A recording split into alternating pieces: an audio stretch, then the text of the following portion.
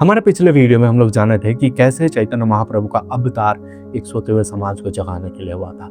कैसे उन्होंने चांद, काजी और जगाई मधाई जैसे पापियों का उद्धार कर दिए थे। कैसे सब कुछ त्याग पूर्वक उन्होंने संन्यास धर्म अपना लिए थे। लेकिन संन्यास ग्रहण के पश्चात क्या कभी वो अपने माँ सची देवी से फिर से मिल पाए थे? कैसे किया था उन्होंने वृंदावन का पुनरुद्धार, और कैसे हुआ था उनका वो रहस्यमयी अंतर्धाम? क्या सच छुपा है उसके पीछे, जानेंगे आज की इस वीडियो में।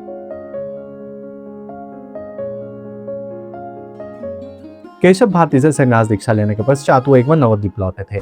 अपने मातृभूमि, अपनी जन्मभूमि नवद्वीप में लौटे थे और यहीं पे आखिरी बार उनकी मुलाकात हुआ उनके माँ सची देवी के साथ। सची देवी अपनी बेटे को संन्यास वेश में देखकर फूट फूट कर रोने लगे। वो सह नहीं पा रहे थे, संभाल नहीं पा रहे थे खुद को, और अपने माँ बाप के सामने रोते देख महाप्रभु रोने लगे। अब महाप्रभु नहीं थे, वो निमाई बन चुके थे, माँ का प्यारा बेटा।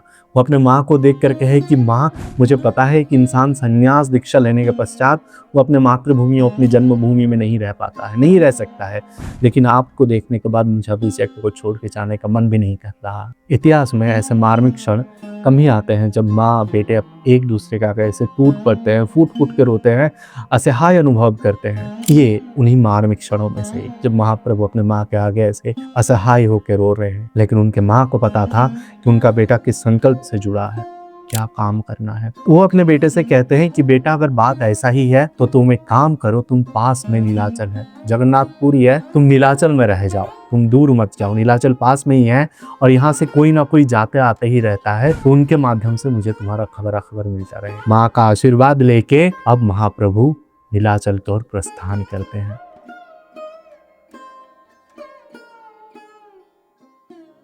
महाप्रभु जब नीलाचल पहुंचे तो लगा कि उनका शांत संन्यास जीवन शुरू होने वाला है, लेकिन कहानी अभी बहुत बाकी है। एक दिन सुबह महाप्रभु उठकर अपने पार्षदों के पास जाते हैं और कहते हैं कि मैं दक्षिण भारत की तीर्थ यात्रा में जाना चाहता हूँ। सारे पार्षद कहते हैं बहुत बढ़िया, बिल्कुल जाना चाहिए, हम सब लोग आपके साथ जाएंगे। लेकिन महाप्रभु कहते हैं कि नहीं, मेरे साथ कोई नहीं जाएगा। महाप्रभु का यह वचन सुनकर स्वरूप दामोदर, नित्यानंद महाप्रभु सब लोग अचंभित हो गए कि ऐसे कैसे संभव है, आप हम लोग अकेले नहीं छोड़ सकता, भाव विवल हो जाते हो, आप अचेतन होकर गिर जाते हो, आपके खाने का पीने का कोई बंदोबस्त नहीं हो पाता है, कौन आपका ख्याल रखेगा?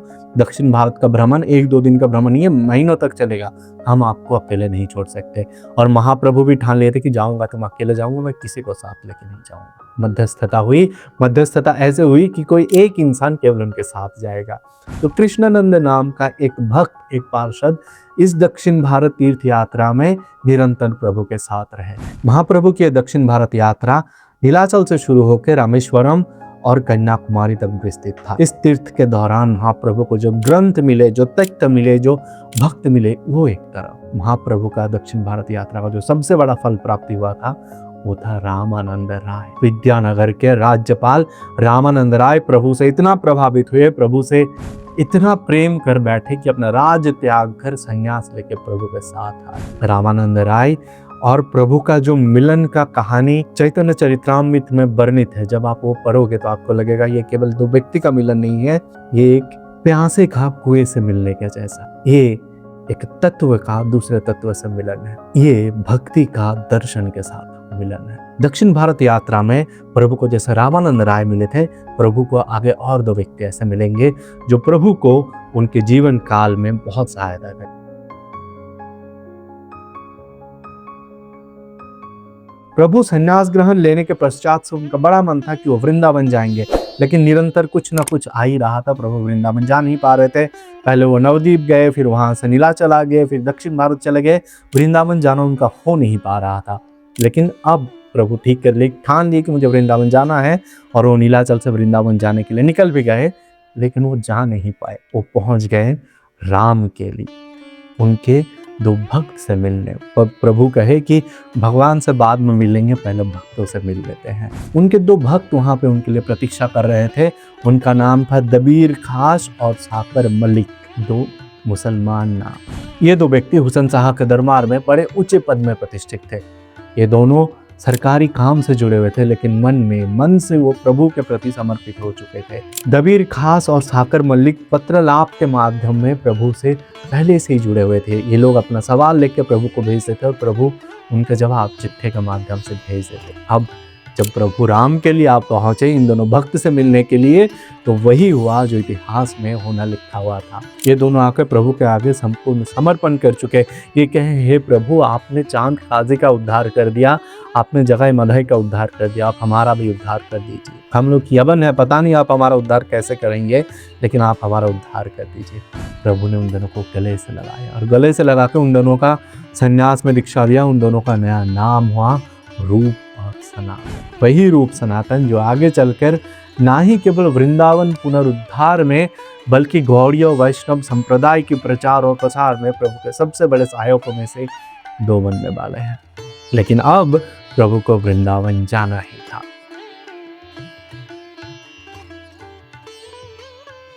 भक्ति आंदोलन की जिस मार्ग में प्रभु चल रहे थे, उस मार्ग का एक बड़ा मोड़ था वृंदावन। मोड़ से याद आया, अब जब हम वृंदावन जाते हैं तो वृंदावन के लिए जैसे ही मुड़ते हैं तो मेरो वृंदावन लिखा हुआ विशाल तोरण द्वार हमारे सामने आता है हमें स्वागत करने के लिए। लेकिन प्रभु को स्वागत करने के लिए तब वो विशाल तोरण द्वार नहीं था। तब वृंदावन था जंगलों से घिरा हुआ, जंगलों में ढका हुआ एक छोटा सा जनपद, जहाँ पर प्रभु पहुंचे अपने कुछ पार्षदों को लेके। कृष्ण के वृंदावन पहुंचते ही प्रभु के नेत्रों से आंसू रुक नहीं रहे थे। वो अपने आप को रोक नहीं पा रहे थे। वो बार बार कह रहे थे, देखो रूप, ये वही गिरी गोवर्धन है जिसको धारण करके मेरा नंदलाला बन गया था गिरधारी।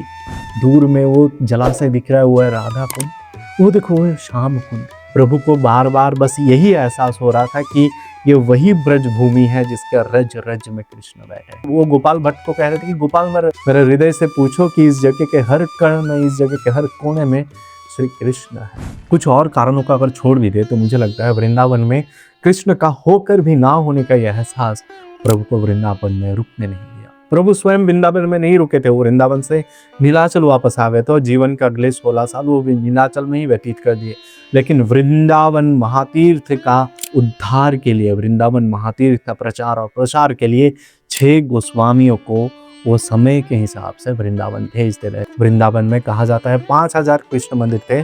अभी भी बहुत सारे कृष्ण मंदिर हैं। उनमें से जो 7 प्रमुख कृष्ण मंदिर है वृंदावन में, उन 7 मंदिरों में से 4 मंदिर ये जो 6 गोस्वामी जो प्रभु ने भेजे थे उन्होंने ही प्रतिष्ठा किया था। सनातन गोस्वामी जी ने प्रतिष्ठा किया था मदन मोहन मंदिर, श्री रूप गोस्वामी ने गोविंद देव मंदिर, गोपाल भट्ट स्वामी जी ने राधा रमन मंदिर और श्रीजीव गोस्वामी ने राधा दामोदर मंदिर। ये वही राधा दामोदर मंदिर है जहाँ पे आगे चल के मीराबाई आएंगी। नाटू अपना समय ही व्यतीत करते हैं। मतांतर में कहा जाता है वो मदन मोहन मंदिर में अपना लंबा अरसा व्यतीत किए थे। प्रभु नीलाचल लौट आए थे और नीलाचल आने के बाद प्रभु की जिंदगी में नया मोड़ आने वाला था।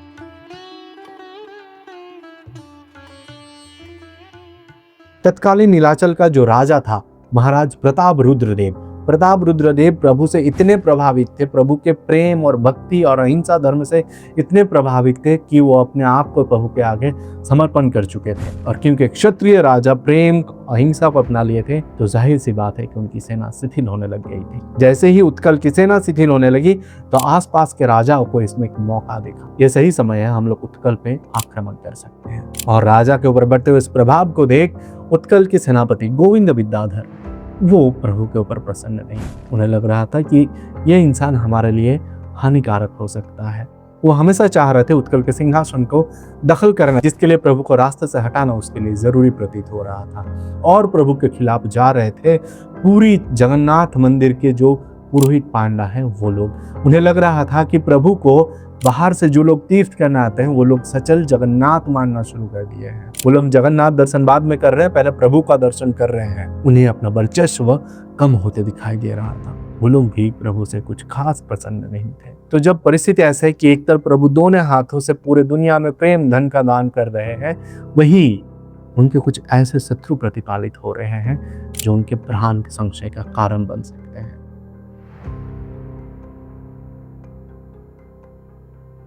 इसी परिस्थिति में जब एक तरफ प्रभु का राधा भाव में विभोर हो रहे हैं, कृष्ण विरह यातना से वो जूझ रहे हैं, जहाँ पे वो गंभीरा नामक खिड़की विहीन उस 9x10 का छोटे से कमरे में अपना जीवन अपना दिन व्यतीत कर रहे हैं, वहीं पे प्रभु का एक पार्षद और था जगानंद।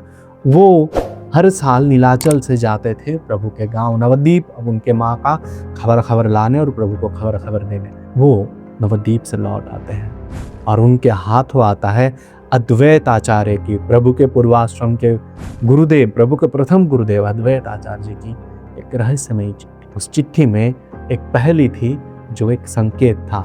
उस चिट्ठी में लिखा था, बाउल के कोहियो लोके होई लो बाउल, बाउल के कोहियो हाटे नाबिकाई चाउल, बाउल के कोहियो काजे नाहिक आउल, बाउल के कोहियो यह कोही आचे बाउल। चैतन्य चरित्रामृत में ये बंगाली में लिखा है, बाद में ये जब हिंदी में कन्वर्ट हुआ तो आप लोग देख रहे हैं कि वो थोड़ा थोड़ा यहाँ पे चेंज हो गया। जो मैंने उच्चारण किया बंगाली में वही है। इस चिट्ठी का एक गूढ़ मतलब है, जिसका मतलब निकल के आता है कि बाउल के कोहियो लोके हुईया छे बाउल, मतलब बाउल को ये बता देना, उस बाउल को मतलब निमाई को, महाप्रभु को बता देना कि जितने लोगों को कृष्ण धर्म में लाना था, जितने लोगों को कृष्ण धर्म ग्रहण करना था, वो लोग कृष्ण धर्म में आ गए, वो लोग कृष्ण धर्म ग्रहण कर चुके हैं। बाउल के कोहियो हटना भी काय चाउल, दूसरा लाइन बाउल के कोहियो हटना भी काय चाउल, मतलब उसको बताना कि अब हमारा ये प्रेम धन और कोई ग्रहण नहीं कर रहा है। तीसरा लाइन बाउल के कोहियो काजे नाही काउल, और चौथा लाइन बाहुल के कोहियो यहाँ कोही आचे बाउल, मतलब उसको अब ये बता देना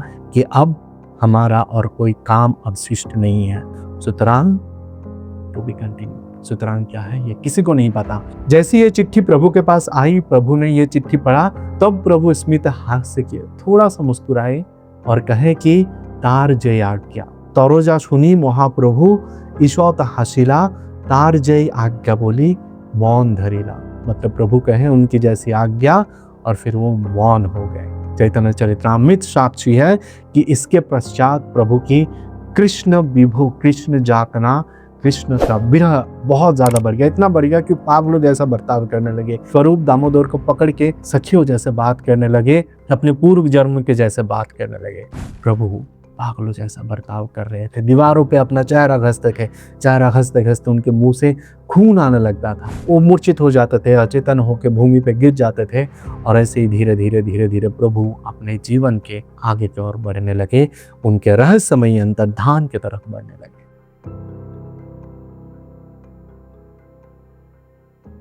हमारे पृथ्वी में जो कुछ थोड़े से रहस्य है, जो अनसुलझे हैं, उनमें से एक है महाप्रभु का अंतर्धान। महाप्रभु का अंतर्धान इसीलिए रहस्य नहीं है क्योंकि ना ही कृष्णदास कविराज अपने चैतन्य चरित्रामृत में, ना ही वृंदावन दास अपने चैतन्य भागवत में महाप्रभु के अंतर्धान को लेकर कुछ स्पष्ट करके नहीं कहते हैं।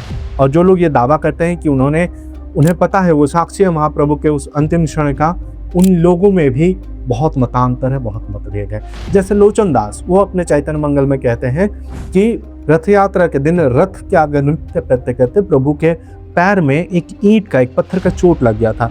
उस चोट से प्रभु का सेप्टिक हो गया और फिर आगे चलते सेप्टिक के कारण प्रभु का देहावसान हो गया, देहांत हो गया। अच्युतानंद जी वो अपने शून्य संहिता में कहते हैं, और जो सारे भक्तों में सबसे ज्यादा ग्राह्य है वो है कि उनको पता है, उन्होंने देखा है कि प्रभु नृत्य करते करते जाकर दारू ब्रह्म में विलीन हो। जो लोग दावा करते हैं कि उन्हें पता है क्या हुआ था, वो लोग इतने अलग कैसे हो सकते हैं। और ना ही सिर्फ यही दो, कुछ लोग कहते हैं कि टोटा गोपीनाथ के मंदिर में वो टोटा गोपीनाथ विग्रह में विलीन हो गए। कुछ लोग कहते हैं कि वो समंदर में जाके विलीन हो गए। कुछ लोग कहते हैं गोविंद विद्याधर और पुरी के पांडा, इन लोगों ने षड्यंत्र करके, प्रपंच करके प्रभु की हत्या करके वहीं के ही प्रभु के देह को दफना दिए थे। जो हम लोग पहले वीडियो के एकदम शुरू में बात किए थे, जो कहते हैं डॉक्टर जयदेव मुखर्जी, कि उन्हें पता चल चुका है कि प्रभु की हत्या करके कहाँ उनको मिट्टी में दफना दिया गया था, और जिसके कारण जयदेव मुखर्जी की भी हत्या हो गई थी, ऐसा लोग कहते हैं। कुछ लोग ऐसा भी कहते हैं कि प्रभु छद्म वेश धारण करके उड़ीसा छोड़कर, पूरी छोड़कर चले गए थे। चिट्ठी उनको जैसे ही मिला अद्वैत आचार्य के पास, उन्हें जैसे ही लगा कि वो लोग जिस लक्ष्य में, जिस मिशन में आगे बढ़ रहे थे, वो अब पूरा हो चुका है और अब करने के लिए कुछ बाकी नहीं है, तो प्रभु नीलाचल त्याग कर छद्म वेश धारण कर कहीं चले गए और अपना बाकी के जीवन लोगों से दूर शांति से बिता दी। कुछ लोग कहते हैं कि गोविंद विद्याधर के चर उन्हें पकड़ लिए थे, उन्हें बंदी बना लिए थे और बंदी दशा में ही उनका देहांत हो गया था। बड़ी बात यह नहीं है कि प्रभु के अंतर्धान के बारे में मैं क्या सोच रहा हूँ, बड़ी बात यह नहीं है कि प्रभु के अंतर्धान के बारे में आप क्या सोच रहे हैं। सबसे बड़ी बात यह है कि आज प्रभु के अंतर्धान होने के 500 साल बाद ये लगभग असंभव है अब ये जान पाना कि सच्चाई में हुआ क्या था। एकमात्र अगर आर्कियोलॉजिकल सर्वे ऑफ इंडिया इस चीज को प्रायोरिटी में लेकर काम करते हैं तो ही कुछ जाना जा सकता है, नहीं तो हम आप शायद हमें कुछ पता नहीं चलेगा। अगर भगवान ने आपको ये क्षमता दिया है, किसी भी चीज को मान सकते हैं, विश्वास कर सकते हैं, तो धन्यवाद आपका। आप मान लीजिए कि प्रभु जगन्नाथ के विग्रह में विलीन हो गए थे। जैसे महाप्रभु के कुछ सालों बाद हमारी मीराबाई द्वारका में रणछोड़ जी के मंदिर में विलीन हो गए थे। आप यह मान लीजिए, हृदय में धारण कर लीजिए प्रभु की वाणियों को, प्रभु के दिखा हुए मार्ग में चलिए, आपकी कृष्ण प्राप्ति निश्चित है। आप चाहे तो एक जयकारा भी लगा सकते। और अगर आप मेरे जैसे हैं, मुझ जैसा भागा है, जिसे भगवान विश्वास करने की सहज क्षमता से वंचित कर रखे हैं, तो आप अपना प्रश्न, आप अपना मतामत कमेंट में जरूर लिखिए। शायद मान लेना नहीं, लेकिन खोज करने से, पढ़ाई करने से शायद हम लोग उनके थोड़े और करीब पहुंच सकते हैं। बाकी इस चैनल को सब्सक्राइब कर लीजिए ताकि हमारी ये कथा यात्रा एक साथ चलती रहे और इस कंटेंट से भरे हुए भीड़ से हम आपस में कहीं खो ना जाए। मिलते हैं बहुत जल्द अगले वीडियो में। तब तक के लिए स्वस्थ रखिए और अपना ख्याल रखिए। नमस्कार।